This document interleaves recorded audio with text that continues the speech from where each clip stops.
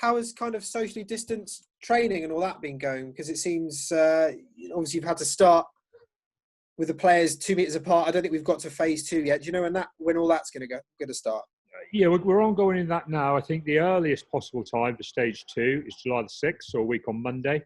But obviously, there's an awful lot of things that have to be worked through that to happen. I think at this stage, that's still a possibility. But I don't want to sit here and go, we have a huge expectation for that to happen, because, as I say, the minimum operating standards are not in front of us yet, and we don't know what we're going to have to put in place beyond the minimum operating standards for stage 1 at this stage. So until we actually see that documentation and we've gone through the process, I think we've got a medical meeting next Tuesday. That will be another another step towards that. But as I say, that's an early proposal at this stage. That's what we're working for at the moment, and then when or not that'll get confirmed, you'll probably start to see that statement get made at the same time as I see it almost. Is the mid-August restart point that Premiership Rugby have proposed realistic, do you think? I think at this stage, yes. If you get to stage 2 training by the 6th of July, it certainly is, because we will then be working on the areas of preparation that will allow us to be prepared to play in August, in mid-August. Obviously, being physically prepared and those games actually happening is 2 different things. Because obviously, we're all aware that we're following government guidelines almost day by day, week by week. So for me to sit here and go, oh yeah, we're going to be playing in mid-August is ridiculous, isn't it? There's so many other things that have got to happen. People are kind of mingling now. You're seeing things that happen on beaches. You're seeing things like that even in Liverpool with them celebrating. There is a lot of close contact happening, and I would imagine if any of these things lead to second spikes or changes in how we're dealing with the COVID-19 situation at the moment, that things like the sport will get changed, it's quicker than anything else. So physically we will be able to do it. I think so, if we start soon and we have no breaks.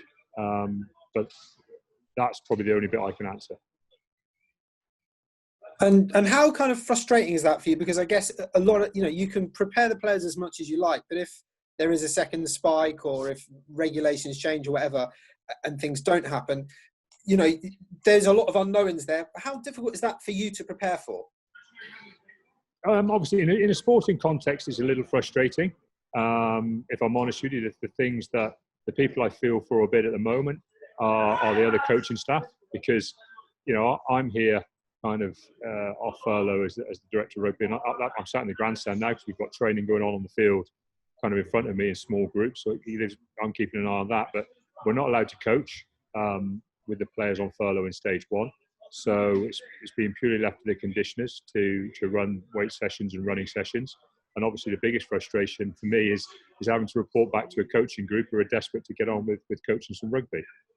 Bigger picture though, is it a frustration? Well, if you can compare it to probably where we were as a country 2 months ago, to sit here and talk about it being frustrating that we might be playing sport in 6 weeks, for me it feels like a real positive, and I'm starting to feel excited about getting going. And hopefully everything we see with the control of the COVID situation will mean that will be a realistic target, and we'll be getting there and not just playing games, but hopefully playing in front of some sort of a crowd very soon. And obviously playing those games with a squad that will look different from the squad that played the last game. You've got, players like Johnny Gray and that coming in, and players like Nick White and so on and so forth leaving. How difficult has that been? Because normally you would have a period to integrate them. You'd have a pre-season, all that sort of stuff. I'm not envisaging too many issues. I mean, compared to some teams where you've seen some sides announcing 18 and 20 and that number of leavers, what are we talking about? We're talking about in our senior group from Matt Kovacic, who would have been involved in the 23 quite regularly, and Nick White, and there's not much different to that really, is it? That senior group, and obviously we're going to have time for Johnny Gray starting on July the 1st to integrate him. We've been given permission by the clubs that have some other players to let them get down here, moved in and settled in pre-July the 1st, because obviously they're not required at their clubs. So we'll have a decent period from July the 1st to start reintegrating them, and actually those lads will have as much time in stage 2 as the rest of our players, and we don't see them as players who are going to struggle to get up to speed with what we want to do. So we feel okay about where the squad is and getting them up to speed, and we don't feel we need protracted time embed them, we think we'll embed them very quickly.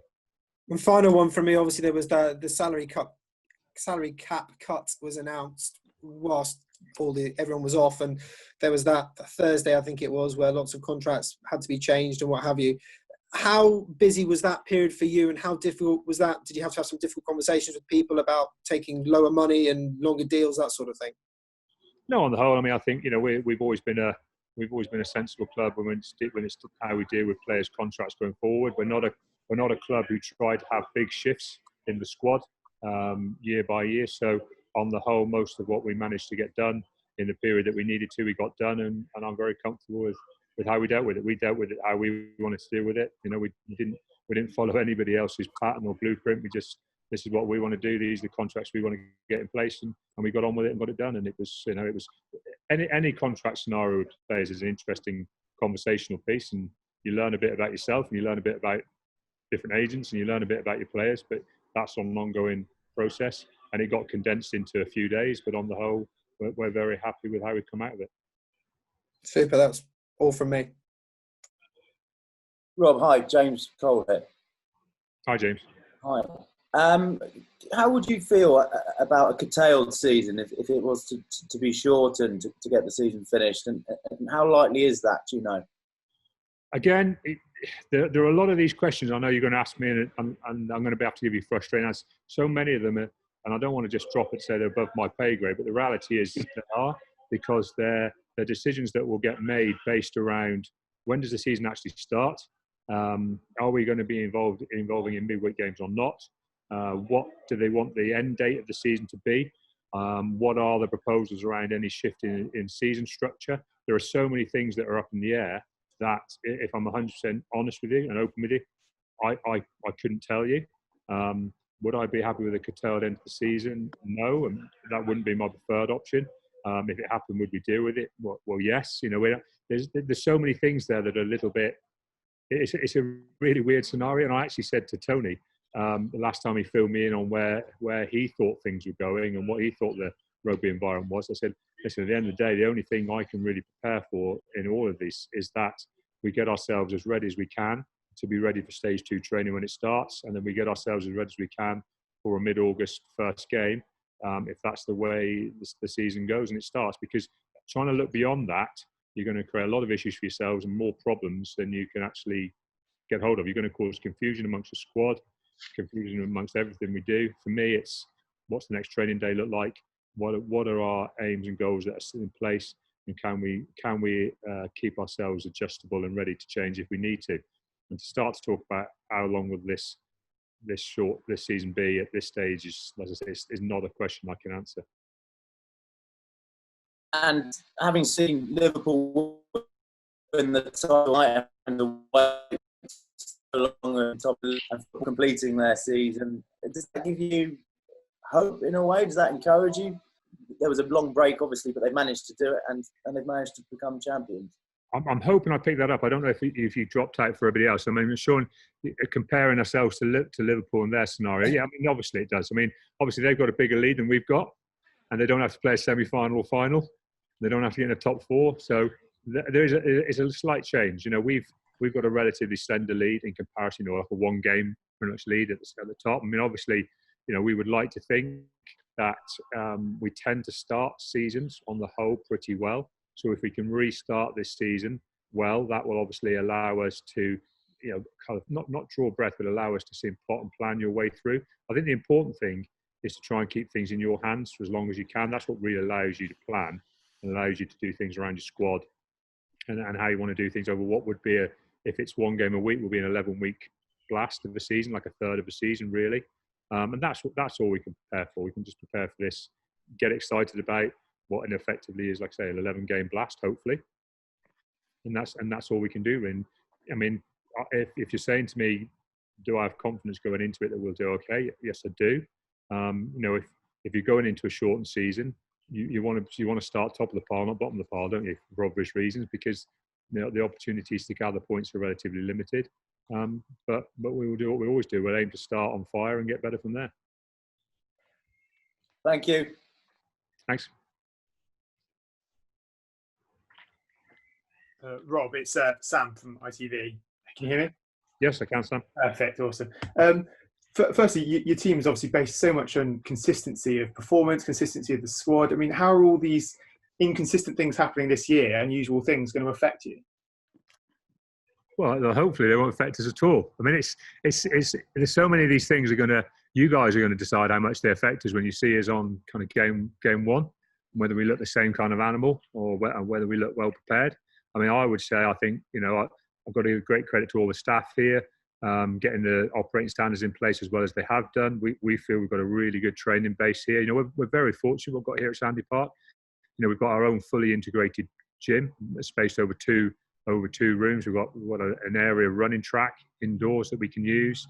We can cycle guys into one end of the grandstand and into one end of the gym facility and out the other end very simply.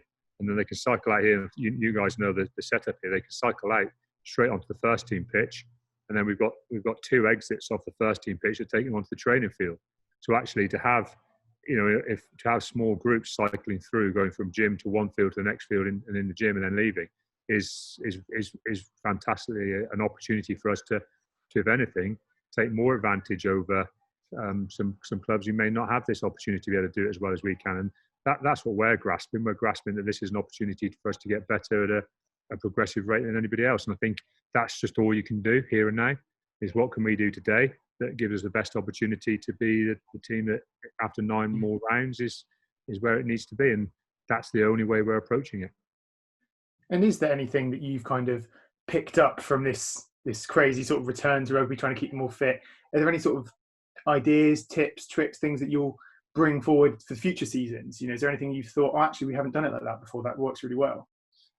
If I'm honest with you, I mean, I think depending on the huge factor here all the time is your length of pre-season.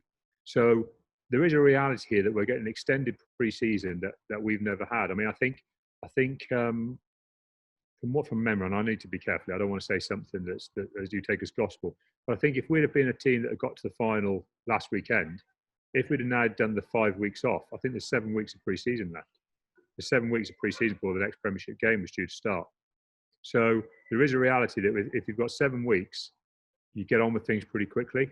And so as good as it would be, and I can see some huge benefits in being able to cycle the guys in 5s and 6s and 7s into our gym, out onto the field.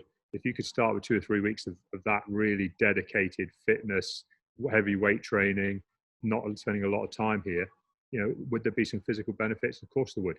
Can you fit that into a 7-week pre-season? 100% you can't. So the realities will change on the lengths of pre-season, how the season structure happens. Those are when we can maybe use some of the stuff we've got here. Outside of that, at the moment, if you've got 7 weeks, you get into having a rugby ball in your hands and playing anaerobic games and getting on with rugby very quickly. You talked about the Premiership final and stuff, and how obviously we're finished towards start of June. I mean, we've had a heatwave this week. How's it going to affect you having to train and play through the summer, the hot months and everything like that? Is that going to affect the quality of rugby, you think, as well? Well, I think, everybody kind of keeps saying that the good weather should bring great rugby, shouldn't it? I think that's the way we've got to look at it. We've got to look at, being good and assuming pitches will be firm, particularly at the start. It's going to be a slightly different scenario, isn't it? If anything, the weather's probably going to get slightly worse as you get towards the final, where normally the weather improves as you get towards the final round. So it'll be an interesting challenge for it. But, I think, again, we're very fortunate here. Both pitches we've got here are centrally kind of irrigated. So every night the poppers come up and everything gets watered, the pitches look amazing. We're training on the best facilities we've ever trained on. And it's that part of it will not be an excuse for good rugby. The only thing that will be an excuse for a bit of poor rugby will probably be that we're going to be very limited on pre-season fixtures. The reality is you're going to have to pretty much get your pre-season contact in amongst your group, almost certainly, unless restrictions keep lifting, where travel becomes easier and group travel becomes easier. It's going to be very hard for rugby teams to play anything what you deem as your pre-season friendlies.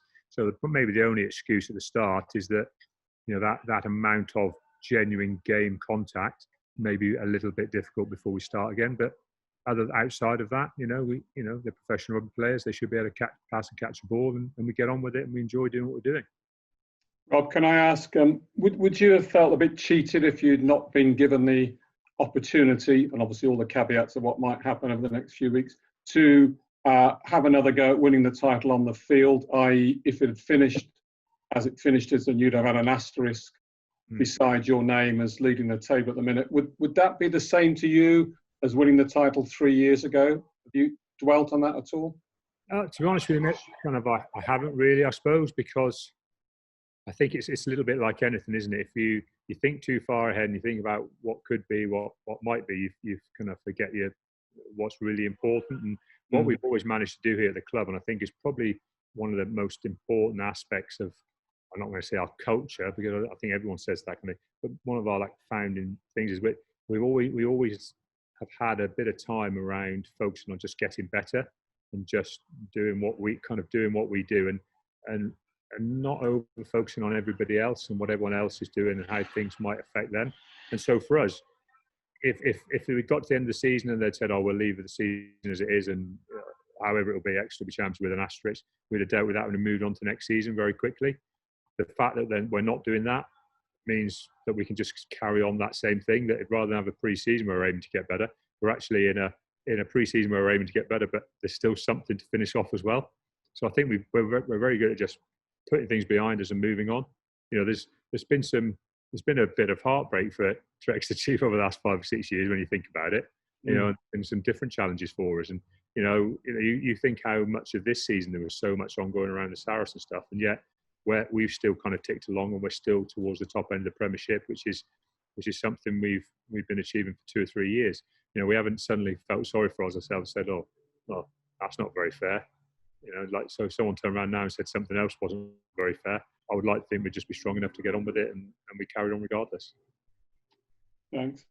Rob, there has been discussion that when the season gets going, hypothetically, there may be midweek matches. Do you think that Premiership clubs have the squad sizes to be able to manage that? If that does come out, and if you were asked whether that could be managed, would you back it up? Would you support it? I think we could manage it. I mean, and don't forget, I think the reality is we're not talking about it going on and on and on and on. Midweek matches, about all the proposal has been, if there was going to be any, that it would get spread out, so you wouldn't go midweek to midweek. You wouldn't go Saturday, Wednesday. And I think if you sometimes think about what we're challenged to do.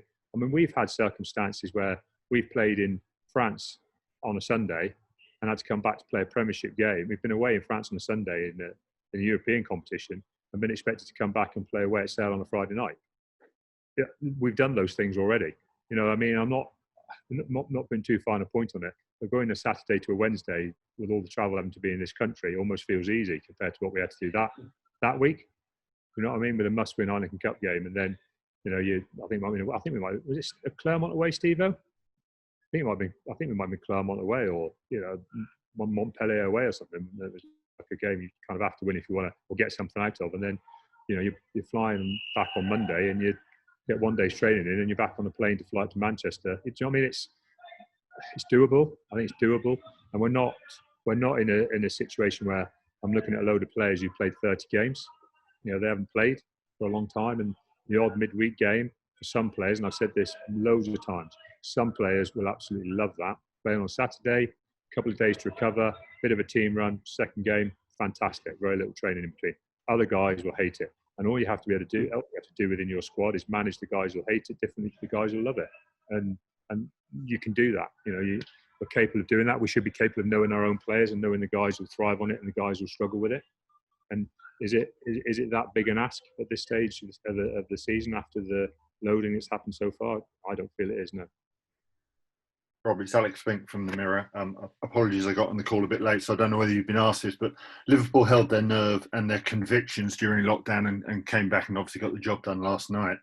Are you confident of doing the same and perhaps even returning with your confidence enhanced when you get playing again? Well, as I said before, I'm confident we'll return and we'll be a good side. I think that the huge difference is for Liverpool now is that actually what's slightly different is they could come back and be a little bit shaky and still win, couldn't they? It was a different scenario. For us, regardless of whether we come back shaky, we still got to gather points to be in the top four. And then whatever happens, we've got to win a semi-final and final. We've got to win 2 big games, whatever happens. Liverpool never came back having to win a couple of big games. It was about just collecting enough points, and it almost looked like it was always going to happen anyway. Do you see what I mean? So it's a slightly different scenario. For us, I think it's more about getting excited about this almost being a new season. I think we've almost got to avoid going, it's the same old thing. This is like for everybody, you look at some sides, the opportunity that is there for some of those sides that are in around the top 4 now, they're all going to look at this as a massive opportunity to do something different. They've got to this stage of the season, they're where they need to be. They can actually just go, bang, here we go for nine weeks. Let's see where we end up. I think this is a really different situation to what was happening in football. The football, for me, feels a little bit different to that.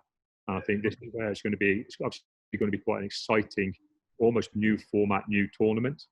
Because obviously the points we've collected so far will give certain teams a little bit of an advantage, but it'll also create opportunities for sides who may have not thought their opportunity was going to be there.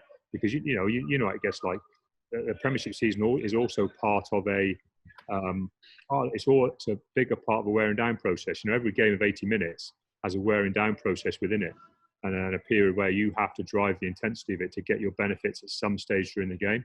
Well, the season's a bit like that as well. And if you can drive your levels of intensity over the course of the season, you can hurt other teams and get them flagging and get them worrying about their league position. But so many of those things have gone now. The relegation pressure has gone. So some teams will play completely differently. You'll have some teams who have absolutely nothing to lose now, can come out, and they can use these next 9 games as the start of their next season. If you're a team around the bottom 4 or 5, if you've not got a lot to play for, you have got massive things to play for. You can play as a huge preparation period for next season. They're going to attack the season and the games totally differently to the guys who are in around trying to cement places in the top 4. And it's going to create a really interesting scenario now, because there'll definitely be some pre-seasons that are totally different. For us, our pre-season is about being on form and ready to go in what might be a short period to try and win it, because we're at the top of the Premiership. For other teams, it might be, well, let's look at all the new systems, all the new things we want to bring in place for a season's time, because effectively we're going to have 9 games to work on all the things we want to work on that we feel we need to shift. So a new management group in a club, or a change of coach, or a change of emphasis, or a change of player group. There's so many things in different teams. You could use these 9 weeks as almost the first part of a rebuilding process to set you up for the 2021 season. They're going to be a different prospect for a team who's actually going, well, I'm looking at these 9 games to get qualified in the top 4 to see what I can achieve this season.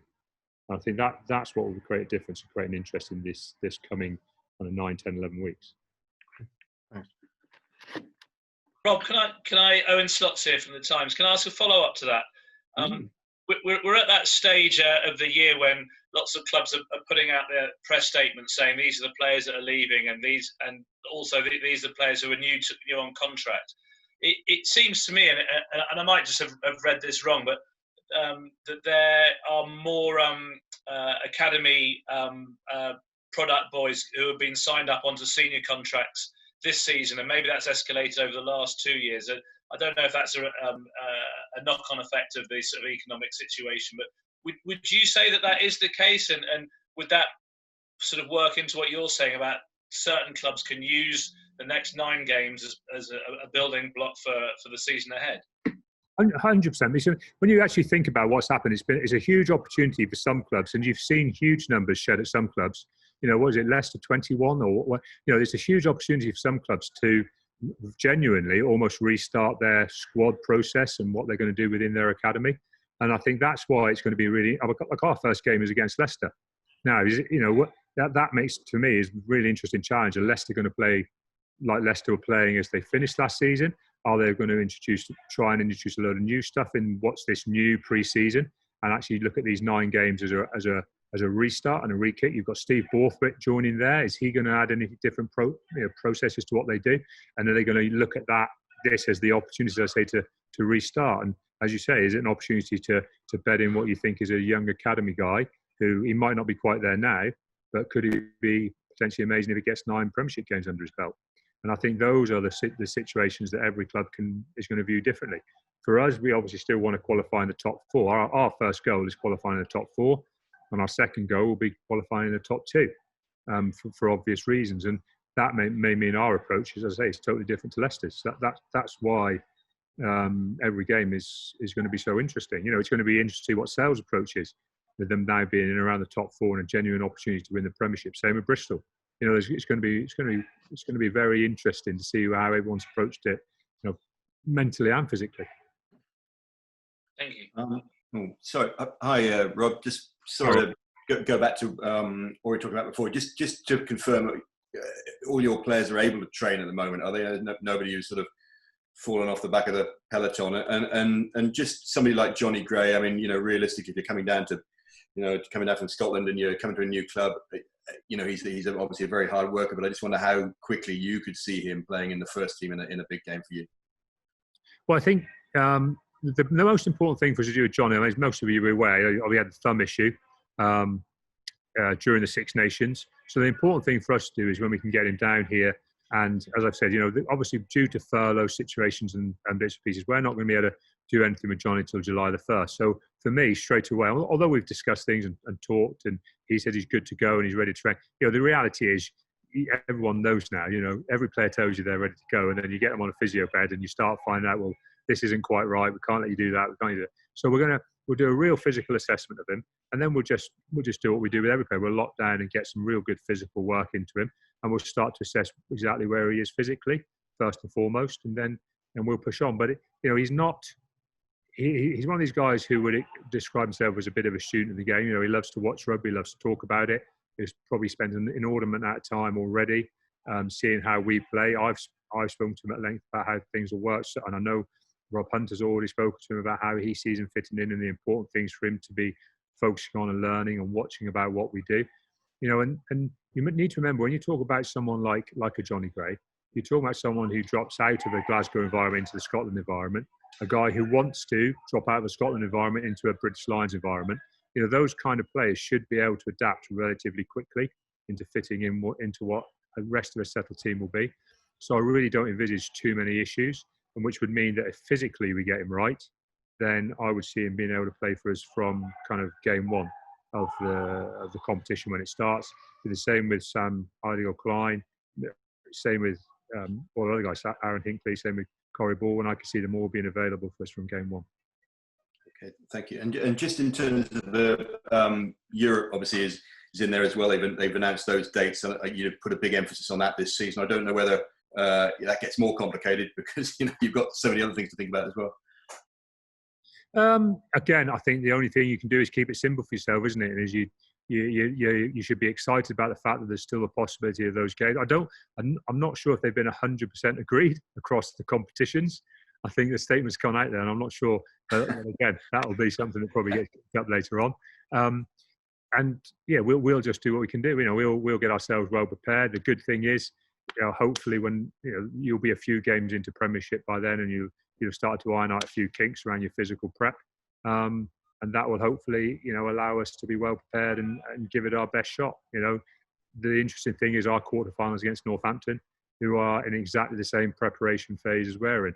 The interesting thing may be where you have, say, an English team playing a French team or an Irish team playing where we're in different preparation phases because of the different rules and regulations in different clubs, and with France finishing one season and then now they'll be in pre-season ready to start the next season. You know, that will create a little bit of an interesting twist once you get beyond the quarterfinal against someone from your own league. Hi Rob. This morning it was announced that Northampton and Bedford sort of announced a partnership. I wondered if you thought that Premiership clubs having close ties with the Championship teams was something that might be key in the future for the survival of both competitions. Potentially. I mean, I think we've always looked at it like that anyway. You know, we've got pretty strong links with Cornish Pirates. We've got pretty strong links with Plymouth. We've got pretty strong links at other clubs. You know, we've actually got coaches, either ex-Exeter Chiefs coaches or players who played at Exeter or players who've been involved in our academy at all these places. So, you know, we believe our links are very strong. I mean, you know, Damien Welsh is the head coach at Plymouth Albion now. Well, he played for Exeter for years. You know, people remember him galloping in tries in the Premiership like no other second row could score. You know, so you know we've got pretty close links there down at Cornish Pirates. You know, Alan Paver played here as a guest in a Premiership game when we needed him. I played against Alan. You know, we're not so far off. We've been embedded there, and Gavin Cattle has worked in our academy over the years as well. So we feel we've got close links anyway. I think for us, we actually don't need to formalise anything with those clubs because our links are very good anyway. I think, is it a good idea? Of course it is. I think down the line, with the way rugby's going and the money that's in the sport, or lack of money that's in the sport at the moment, I think do Premiership clubs have to look around their local rugby community and see where they can aid and they can help out, without doubt. I think, you know, one thing that you'd like to think the rugby community will do is kind of look after each other and help each other where they can. But the problem is that the Premiership's not flooded with money at the moment, and hopefully that will change as we start to get crowds back in and enthusiasm for getting rugby back in front of spectators starts again.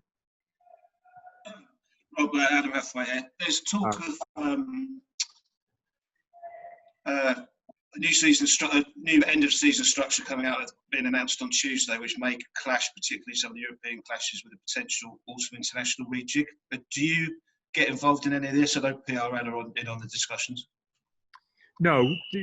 So I won't, obviously Tony will pass things on to me pretty quickly. I mean, Tony and I have a really good working relationship. He makes sure I don't stay in the dark on things. So I'm aware of things ongoing, and I'm aware of the challenges.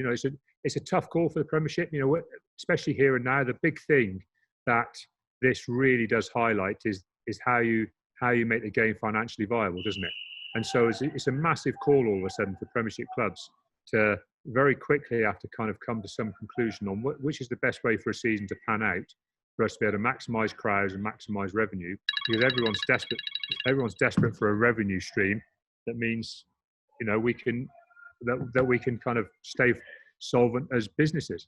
And so to suddenly have to start thinking about, do we want to be playing in a season that's January to whatever it was, July, and is that has got the opportunities to bring in as much revenue as a current season, to suddenly have to make all those decisions and all those calls and think about how that will work is quite a big call.